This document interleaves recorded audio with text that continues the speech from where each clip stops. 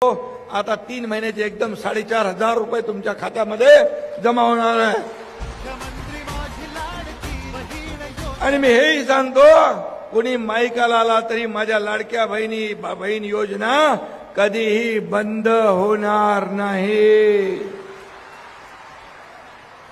उलट मला पत्रकार विचारतात, तुम्ही 2100 रुपये म्हणालात वचननाम्यामध्ये। बोला हा बोललो, मी मुख्यमंत्री होतो, मी देवेंद्रजी अजितदादा आम्ही बोललोय, आम्ही ठरवलंय आणि म्हणालो योग्य वेळी तेही आम्ही देणार, योग्य वेळी जे बोललोय तेही आम्ही करणार।